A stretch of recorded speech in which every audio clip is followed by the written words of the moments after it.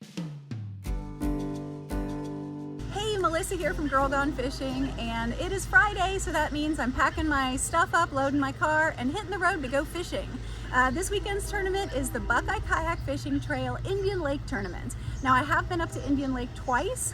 Once was when I was still in my sit-in Old Town Loon paddle kayak, and that was the day I learned that lakes can have current and get flooded like rivers. Woo, I was out there, and as the tournament went on, the lake came up and got real muddy and churny, and it was really scary. There's a video on that on my channel if you want to check it out. But the second time I went up there, I didn't do very well in the tournament, and it hailed on us on the campground. So this time it's going to be the best trip to Indian Lake yet. Gonna go camp with the Buckeye crew. I love these guys. Indian Lake State Park Campground. So I got to get going. I want to try to beat Friday rush hour, get my car loaded. I still have a lot of stuff to pack as usual. I will see you guys up at the campground and then out on the water. I need a bigger car. So I'm going to get all that stuff in there and then I'm going to hit the road.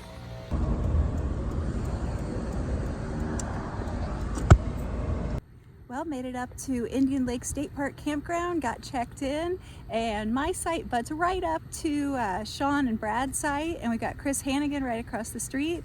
So time to set up the tent. That's already Brad all set up. He got here ahead of me, and start enjoying the evening.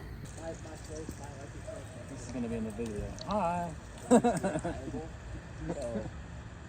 I'll smoke it. He would be loving it, man. He would, Daddy, there's this. Well, good morning. It is 4:30 a.m. on tournament morning, and I've just arrived at Black Hawk Marina and Launch Ramp. So this is the one I've picked to go out of, and it kind of leads to some canals and some kind of backwater pondy kind of stuff. So I'm going to go this way, see what happens. I'm going to just, go fishing and catch some fish. All right, let's get set up.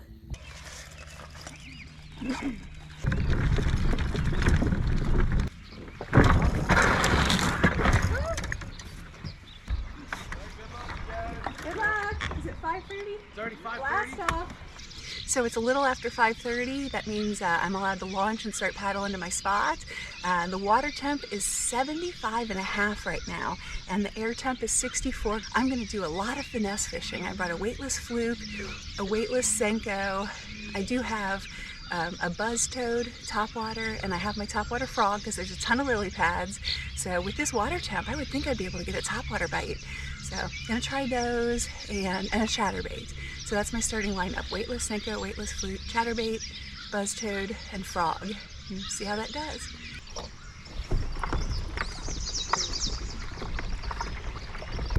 It's 5:56. Lines in is at 6 o'clock. I'm getting excited.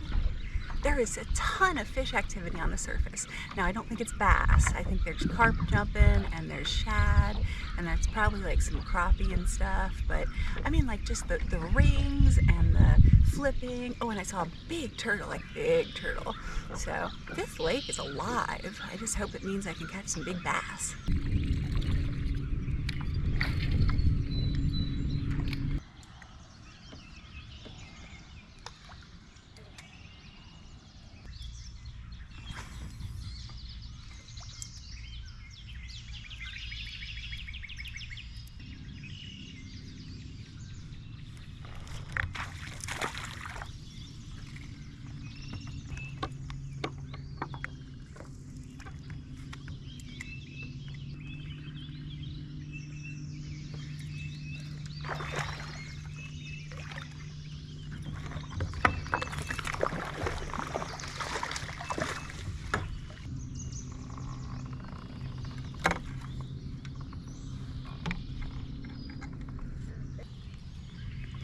Fish number 1, 16.5.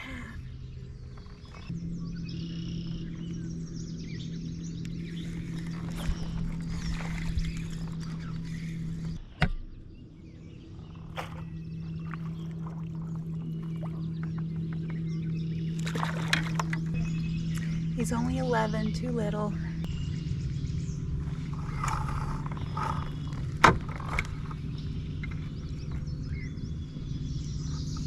Okay, fish number 2, 14 inches.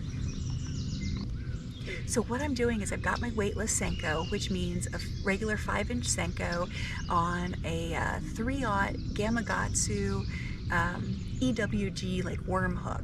So I'm just no weight, nothing like that, and I'm weedless, like, you know, Texas rig, but no weight, and I'm just flipping it right to the edges of all these lily pads. I can't get in the lily pads with it because it's full of cottonwood and slimy gunk, but right on the edges, and I've got 2 keepers and 4 that are too short so far. So I'm just going to keep doing this pattern even though it's totally not my fishing style, and it's probably going to drive me crazy, and I'm going to have to sneak in some topwater or a chatterbait somewhere.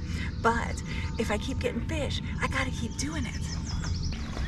So just to make my Senko different from the hundreds of other Senkos that these fish probably see, like, you know, on a weekend, I'm using a little of the Spike It Dip and Glow pen.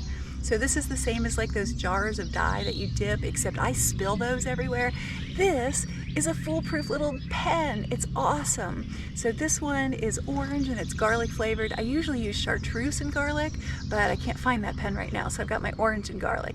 But they have crawfish and I think shad or something, I don't know. But this works really well, at least in my head.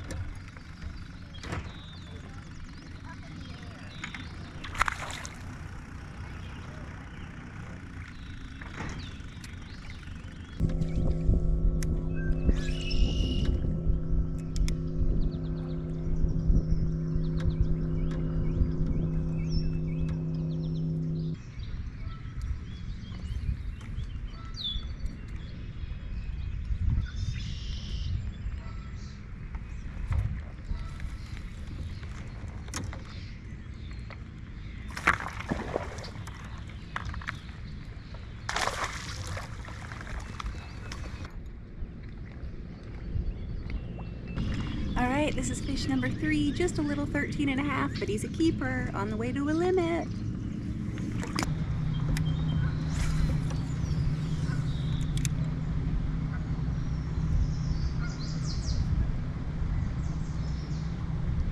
Well, it's 2 o'clock, 1 more hour in the tournament because let's 3 o'clock lines out, and I still only have those 3 fish. I haven't got a fish, a keeper, in like 4 hours.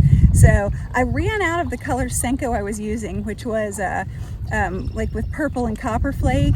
I have with black flake and I have with red flake, and I haven't gotten a bite on any of those. And I tried black and blue and didn't get a bite on that. I just switched to the Z-Man TRD, big TRD, because that one had kind of purple sparkle and can't get a bite on that. So I'm gonna go ahead and say that the bite just shut down for that weightless Senko thing, but it could be the color, I don't know. I didn't really ever think bass were that picky, but both of my cameras have overheated and shut down, so not catching fish anyway, but I'm going to. So I have a little less than an hour to go, and I have tried everything back here in the canals and the ponds and just can't find anything in the lily pads. I'm heading out to the main lake. The wind's really picked up out there, and I'm gonna go chuck around a spinnerbait and a chatterbait and see if I can get something in the last hour. I need 2 more fish for a limit, and pretty much 5 more fish if I wanna get up in the standings. So, all right, let's try. Whew.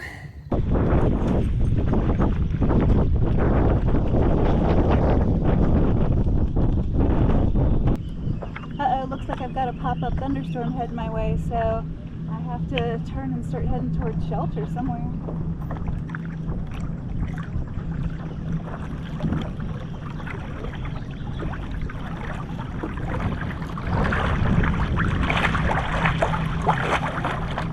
I mean, it looks like it's gonna be right on me, but it might go just off to the right, hopefully. I really don't want to give up my last half hour of fishing.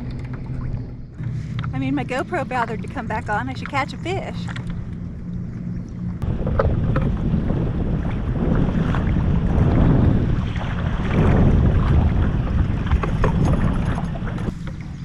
All right, well, I've taken all my rods out of the H-Crate vertical rod holders and I put them in the horizontal rod holder so they're not lightning attractors. And I took my flag down, and now I'm just gonna try to book it back to the ramp before the storm hits. It's just little tiny, you know, like in the summer around here, I don't know where you guys are from, but I'm from Cincinnati, and in the summer around here, when it's hot, you know, these little storms form. So that's what we've got going on here. They're little scattered little storms. So it's kind of hit or miss on whether or not it hits or misses you. So I'm still gonna be safe and head towards the ramp, but I'm gonna throw my little Z-Man big TRD around while I get there. Maybe I'll stumble on a fish and survive the stay. I changed my mind. It is way too hard to throw one of those little Elastec baits fast because it takes forever for it to sink. So I'm gonna finish it up with a fluke.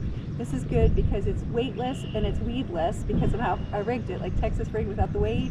And I can throw it kind of fast, you know, and move. So I'm gonna run from a storm and throw a fluke around.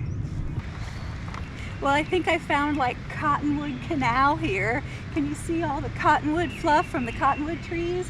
So it's pretty, isn't it? But you just really can't fish when that's up because it gets on your line, and if you don't get it off like right away, it kind of like dries into a hard ball, and then it clogs your guides, and then you can't cast, you can't reel. So it's a real pain. Like if I made one cast, I'd probably have to spend 5 minutes trying to pick the cotton fluff off it. But it is pretty. I had the choice of taking the main lake back or taking this canal back. So I picked the canal thinking that if the storm hit and it whipped up the wind really bad, that lake was getting wavy. So I'm kind of hiding back here on this canal. Totally random side note as I'm going along here.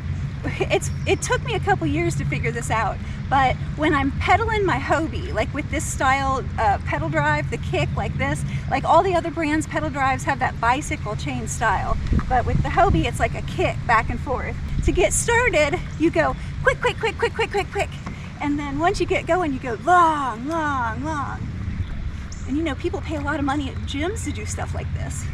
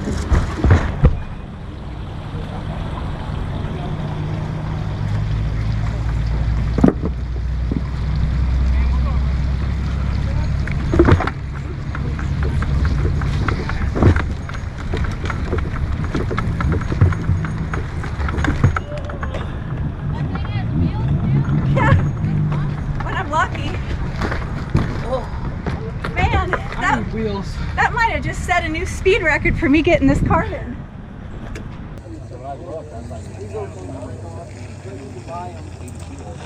I think 82 3/4, taking home $1,063, Jim Thacker, and a trophy, and a photo with a big check. There you go, from out in the rain. Well, I'm back at the campground and I'm trying to process what happened and come up with a good wrap up, but I gotta say I'm kind of disappointed and frustrated. I only got 3 keepers today. I did make one fishing mistake. I got a bite on a fluke, on a weightless fluke, and I didn't set the hook hard enough, so he got away. But other than that, I fished clean. I just made the wrong decisions, I guess, on where to go or what to use. So that's kind of frustrating, but I'm really proud of myself for just, you know, getting out there and exploring on these weird canal things, you know, by myself. I've never done anything like that before. So it was pretty cool, and I learned a lot. I used a spinnerbait more than I usually do, and I worked a lot with that weightless Senko, so I'm getting better and better with that finessey kind of technique. So I guess there's improvement, even though, gosh, my fish results don't show it. Hopefully someday it'll all come together and I'll start catching these bass in these tournaments. So I need to say a huge thank you to Strictly Sail and Kayak for my amazing Hobie links, and also for being such great supporters of the kayaking and angling communities. They sponsor like almost all the tournament trails around here, and they're always doing stuff. And a big thanks to you guys for watching. Thank you for your support. It means a lot. I really appreciate it. And let's see what's next. I have Cowan Lake with Cincinnati Kayak Fishing, and then back up to East Harbor of Erie for my first tournament with the Kayak Anglers of Northeast Ohio. So something new for me. Well, East Harbor's not new, but the Kayak Anglers of Northeast Ohio are new. So that's a great group up in Northern Ohio I've been wanting to fish with. So gonna do it in 2 weeks. So thanks for watching, guys, and I'll see you on the water on the next one, but I'll also see you back at camp.